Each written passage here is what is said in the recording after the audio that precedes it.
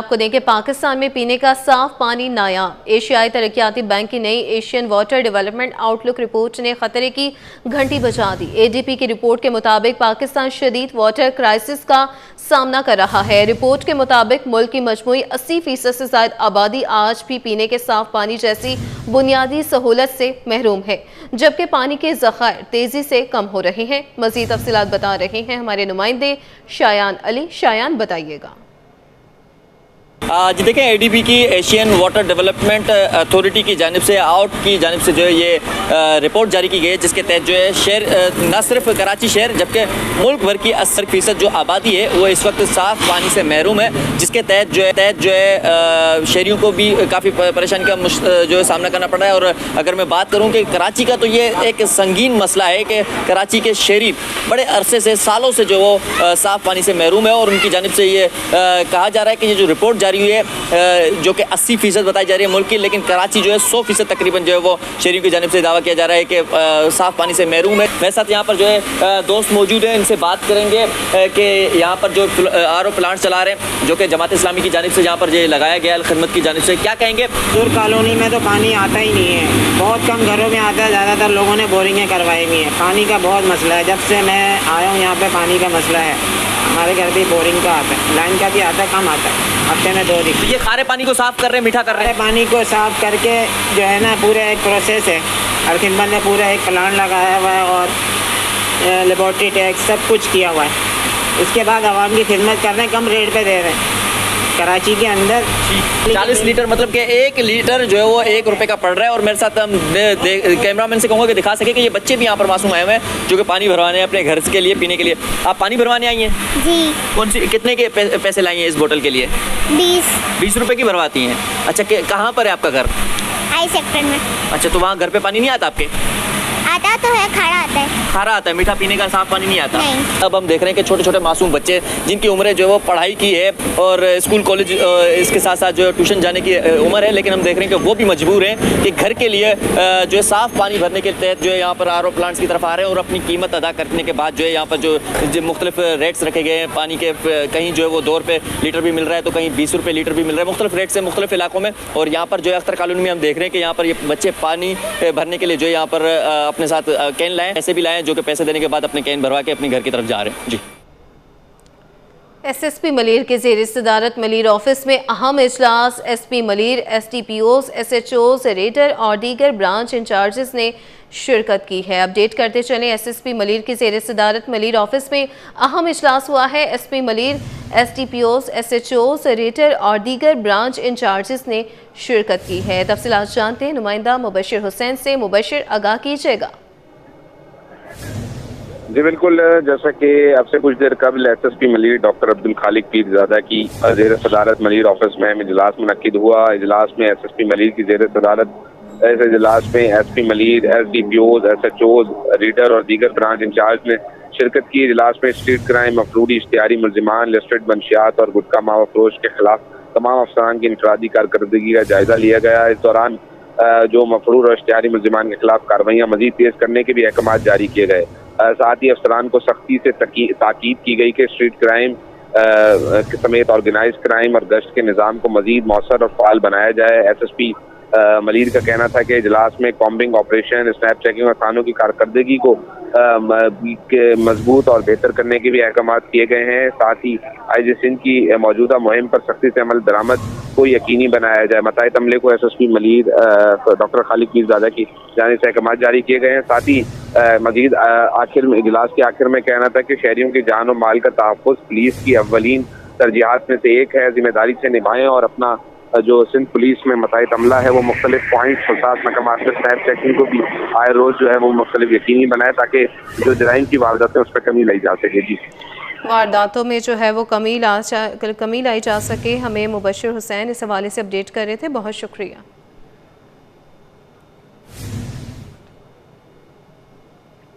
बाराकूडा मशकों का दूसरा रोज इख्तिताम पसीर। आज लैंड फेस में रेस्क्यू मशकों का अमली मुजाहरा किया गया। समंदर में तेल के रसाओं की सूरत में साहिल को महफूज बनाने की मशक भी की गई। बाराकूडा कोर्ट मशक का आखिरी रोज होगा। मजीद जानते नुमाइंदा मोहम्मद खुर्शीद रहमानी से। खुर्शीद, बताइएगा। जी नाज़रीन, पाकिस्तान मेरीटाइम सिक्योरिटी एजेंसी और पाक भेजे की जानिब से जारी 13वीं बाराकोटा मशकों का आज दूसरा रोज़ अख्ताम पजीर हुआ। आज मनोड़ा के साहिल पर जो है वो सर्च एंड रेस्क्यू ऑपरेशन किया गया। इसके अलावा ऑयल स्पिल का जो है वो मुजाहरा किया गया। जिस तरह से अगर जो शैलो वाटर में अगर कोई भी शख्स या शहरी जो है वो अगर डूब जाता है तो उसको अगर वो SOS कॉल करता है, अगर उसको बचाने के लिए सर्च एंड रेस्क्यू ऑपरेशन किया जाता है। इस सर्च एंड रेस्क्यू ऑपरेशन में ATR तैयारे ने, हेलीकॉप्टर ने हिस्सा लिया और जान बचाने का जो अमली मुजाहरा है वो पेश किया। इस हवाले से जो है वो जो साहिल है उस पर जो है वो ऑयल फेंका गया और ऑयल के बाद उसको किस तरह से कंटेन किया जाता है, उसको ऑयल को कंटेन किया गया। माजी में तस्मान स्पिरिट का वाक़या हमारे सामने है, क्योंकि तस्मान स्पिरिट के जो असरात हैं वो अब भी हमारे साहिलों पर मौजूद हैं। इस तरह से पाकिस्तान मेरीटाइम सिक्योरिटी एजेंसी और पाक बहरिया की ये कामयाब मशक है जो इसका आज दूसरा रोज़ अख्ताम पजीर हुआ। इस बाराकोटा की जो 13वीं बाराकोटा का जो दूसरा रोज़ था, इसमें गैर मुल्की मुबसरीन, गैर मुल्की NGO, उसके अलावा 16 ममालिक से ज़्यादा जो है वो 39 ऑब्ज़र्वर इस मशक को देख रहे थे, मुशाहिदा कर रहे थे। इस मशक के जो मेहमान खुसूसी थे DG maritime security agency rear admiral Shahzad Iqbal थे। इसके अलावा DG पोर्ट कासिम और दीगर मेहमान भी मनोड़ा के साहिल पर मौजूद थे। दूसरे रोज़ की जो एक्टिविटीज़ थी वो अख्ताम पजीर हुई। अब जो है वो कल सी फेज़ है। सी फेज़ में भी पाकिस्तान मेरीटाइम सिक्योरिटी एजेंसी और पाक बहरिया की आखिरी रोज़ जो कल होगा उसमें search and rescue operation, oil spilling और दीगर एक्टिविटीज़ का जो है वो मुजाहरा किया जाएगा। जी, ई चालान का 45वां रोज। अब तक 1,25,000 से ज्यादा चालान किए जा चुके हैं, जिसमें निजी गाड़ियां, मोटरसाइकिलों समेत सरकारी और हैवी व्हीकल्स भी शामिल हैं। नो पार्किंग पर भी ई चालान का सिलसिला शुरू हो गया है। इस हवाले से बात करते हैं नुमाइंदा खुसूसी मेराज अख्तर से। मेराज, अपडेट कीजिएगा। कराची में ट्रैफिक पुलिस की जानिब से ई चालानिंग, फेसलेस ई टिकटिंग का सिलसिला जारी है और इस हवाले से जो है वो मॉनिटरिंग की जा रही है। मुख्तलिफ शहरों की ज़्यादा कैमरे लगे हुए हैं और मैं इस वक्त मौजूद हूँ DIG ट्रैफिक ऑफिस में कायम जो मॉनिटरिंग रूम है वहाँ पर। तकरीबन 45 रोज़ हो चुके हैं इस सिस्टम को शुरू हुए और तकरीबन 1,25,000 से ज़ायद अब तक जो है चालान किए जा चुके हैं, जिनमें सरकारी व्हीकल्स भी शामिल हैं, पुलिस की मोबाइल्स भी शामिल हैं और हैवी ट्रैफिक भी शामिल है। तो चौधरी जाहिद साहब हमारे साथ मौजूद हैं, इनसे पूछेंगे कि क्या सूरत हाल है, अब तक कितने चालान हुए और किन किन वायलेशंस पर हुए हैं। अस्सलाम वालेकुम। जाहिद भाई, बताइएगा कि किन किन वायलेशंस पे चालान हुए हैं और 45 दिन में तकरीबन कितने हो चुके हैं, मेन वायलेशंस क्या रही, डिटेल के साथ बताइएगा प्लीज़। बिल्कुल, 45वां रोज़ है आज। 1,25,000 से ज़्यादा टिकट इशू हो चुके हैं अभी तक, जिसमें सबसे ज़्यादा सीट बेल्ट की वायलेशन डिटेक्ट हुई है और दूसरे नंबर पर हेलमेट का इस्तेमाल न करना मोटरसाइकिल पर। अदर वायलेशंस में मोबाइल फ़ोन यूजेज है, लाइन का गलत इस्तेमाल है, ओवर स्पीडिंग, मुसाफिर बसों पर मुसाफिरों का सवार करना छतों पर, उसके अलावा tinted glass, fancy number plates, no parking पर भी अभी काम शुरू कर दिया हमने और इसके अलावा अदर वायलेशन में भी जो बिल्कुल हम जा रहे हैं आगे। 1,25,000 से ज़्यादा चालान हो चुके हैं और उसके अलावा इसमें कुछ सरकारी गाड़ियाँ और जो हैवी ट्रैफिक है वो भी शामिल है। और पब्लिक को क्या मैसेज देने चाहेंगे इस हवाले से आप? जी, पब्लिक के लिए मैसेज है, जैसे कि अभी नो पार्किंग ड्रोन और रोबो कार्स उसके लिए आ रही हैं। पार्किंग का सही होना हकूकुल इबाद में शामिल है। आप किसी ऐसी जगह गाड़ी को पार्क ना करें जिससे किसी दूसरे शख्स को तकलीफ या परेशानी पहुंच सकती है। लाजमी नहीं है कि नो पार्किंग का बोर्ड है तो आपने यहीं गाड़ी नहीं खड़ी करनी। इसके अलावा अदर बहुत सारी ऐसी जगह हैं जहाँ पर आप अपनी गाड़ी पार्क नहीं कर सकते हैं। फुटपाथ पर, किसी बस स्टॉप पर, किसी बिल्डिंग, किसी घर के गेट के सामने, चाहे उस पर ताला लगा हो, सड़क के सीधे हाथ पर सिंगल येलो लाइन पर आप अपनी गाड़ी को पार्क नहीं कर सकते। इसके अलावा किसी भी राउंड अबाउट चौराहे से 30 फुट के दूर आप जो है अपनी गाड़ी को पार्क करेंगे। रेलवे फाटक से 30 फुट दूर गाड़ी को पार्क करेंगे और ऐसी किसी तंग सड़क पर गाड़ी को पार्क नहीं करेंगे जिससे ट्रैफिक की रवानी मुतासिर होती है। चौधरी जाहिद हमारे साथ मौजूद थे, उन्होंने भी डिटेल से बताया कि 45 दिन में कितने चालान हुए और ज़्यादातर वायलेशन किस चीज़ की थी और साथ में एक अच्छा मशवरा भी दिया आवाम के लिए कि वो पार्किंग पर, क्योंकि अब कार्रवाई शुरू होने वाली है कराची ट्रैफिक पुलिस की जानिब से, ड्रोन कैमरे भी काम करेंगे, रोबोटिक गाड़ियाँ भी काम करेंगी, तो वो बहुत ज़्यादा परेशानी में आएंगे। तो उससे पहले ही वो अपना क़िबला दुरुस्त कर लें और अपनी गाड़ियों को उन मुकर्ररा मुकामात पर पार्क करें जो उनके लिए मखसूस हैं। इसके अलावा अपनी गाड़ी को किसी और गलत जगह पार्क करके जो है उनको जुर्मानों का सामना करना पड़ेगा। जी, नेशनल गेम्स के मुकाबले जारी। स्विमिंग में आर्मी के अहमद दुनानी की गोल्ड मेडल्स की double hat trick. Lieutenant Ahmed Durani ने 4 इनफरादी और 2 टीम इवेंट में तलाई तमगा जीता। अहमद दुरानी की छोटी बहन आयजा दुरानी ने भी गोल्ड मेडल हासिल किया। अहमद दुरानी ने पिछले नेशनल गेम्स में सिंध की नुमाइंदगी की थी। मजीद जानते हैं मोहम्मद हमाद से। हमाद, बताइएगा। नेशनल गेम में जो है स्विमिंग के आज मुकाबले हुए, जिसमें आर्मी के अहमद दुरानी ने गोल्ड मेडल की डबल हैट्रिक मुकम्मल की है और कराची के ये पैदाइशी हैं।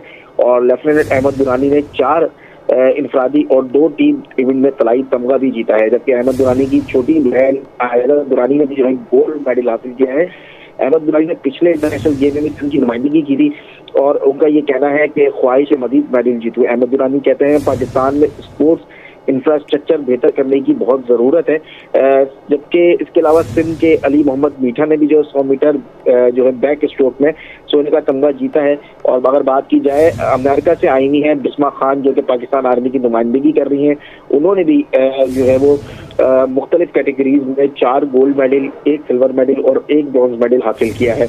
तो स्विमिंग के मुकाबलों में जो है खवातीन और मर्द जो है वो ज़बरदस्त मुकाबले करते हुए नजर आ रहे हैं नेशनल गेम्स में, जो कि ख़ास तौर पर अगर बात की जाए तो पाकिस्तान आर्मी के जो स्विमर्स हैं, हमने देखा है कि उनकी कारकर्दगी जो है वो काफ़ी जो है वो बेहतर है और वो मेडल जो है वो जीतते जा रहे हैं। और पॉइंट्स के लेवल पर भी जो है नेशनल गेम्स के जितने भी खेल है उसमें आर्मी जो है अभी तक सैर फहरिस्त है। जी, मोहम्मद हमाद हमें अपडेट कर रहे थे, बहुत शुक्रिया। मेयर कराची का वाटर कॉरपोरेशन हेड ऑफिस का दौरा। मेयर कराची ने वाटर कॉरपोरेशन के कॉल सेंटर का भी दौरा किया। शहरियों से शिकायती असाले पर गुफ्तगू हुई। मेयर कराची को कॉल सेंटर इंतजामिया ने मैनहोल, पानी, सीवरेज और शिकायत के असाले पर ब्रीफिंग दी है। इस हवाले से मजीद तफसीलात जानते हैं शुएब मुख्तार से। शुएब, आगाह कीजिएगा। जी बिल्कुल, मेयर कराची बैरिस्टर मुर्तजा वहाब ने वाटर कॉरपोरेशन के हेड ऑफिस का दौरा किया है। मेयर कराची ने वाटर कॉरपोरेशन के ऑफिस में कॉल सेंटर का जो है वो बाकायदा तौर पर मुआयना किया है। इस दौरान मेयर कराची को कॉल सेंटर इंतजामिया ने जो है तफसीली ब्रीफिंग भी दी है। मेयर कराची ने वाटर कॉरपोरेशन की हेल्पलाइन पर जो शिकायत कुनंदा अफराद थे उनके बराह रास्त जो है वो मसाइल भी सुने हैं और जिस पर शहरियों ने मेयर कराची को शिकायत 24 घंटों में हल होने पर जो है वो शुक्रिया भी अदा किया है। बैरिस्टर मुर्तजा वहाब का कहना है कि शहरी खुले मेन होल से मुतालिक शिकायत जो है हेल्पलाइन 1334 पर जो है वो बाकायदा तौर पर दर्ज करवा सकते हैं। शहरियों की शिकायत जो है वो 24 घंटे के अंदर जो है वो दूर की जाएंगी और बाकायदा तौर पर उनके मसाइल जो है वो हल किए जाएंगे। अगर रवा साल की बात की जाए तो रवा साल जिला मलीर के 701 और इसके अलावा कोरंगी की 4200 में से 2524 शिकायत जो है वो हल की गई हैं, जबकि जिला शर्की की 7939 में से 7177 शिकायत हल की गई हैं। जिला जुनूबी की 1378 शिकायत में से 1213 शिकायत जो है वो हल की गई हैं, जबकि जिला गरबी की 2170 शिकायत में से 807 शिकायत वाटर कॉरपोरेशन ने हल की हैं। किमाड़ी की 982 शिकायत में से 812 शिकायत जो है वो हल की गई हैं, जबकि जिला वस्ती की 10,927 शिकायत में से 8,038 शिकायत जो है वो हल की गई हैं। रवा साल वाटर कॉरपोरेशन को 27,912 शिकायत जो है वो हेल्पलाइन के जरिए मौसूल हुई थी, जिसमें से 21,060 से जायद शिकायत जो है वो 24 घंटे के अंदर शहरियों की हल की गई है। 75% से जायद शिकायत जो है वो हल हो चुकी हैं, जबकि दीगर शिकायत व बड़े मसले जो है वाटर कॉरपोरेशन की जानिब से हल किए जा रहे हैं। आज मेयर कराची ने वाटर कॉरपोरेशन के हेड ऑफिस का जो है दौरा किया है और बाकायदा तौर पर उनकी जानिब से कॉल सेंटर में जो है वो तफसीली मुआयना भी किया गया है। जी, तफसीली मुआयना भी किया क्या है। शुएब मुख्तार हमें अपडेट कर रहे थे, बहुत शुक्रिया शुएब।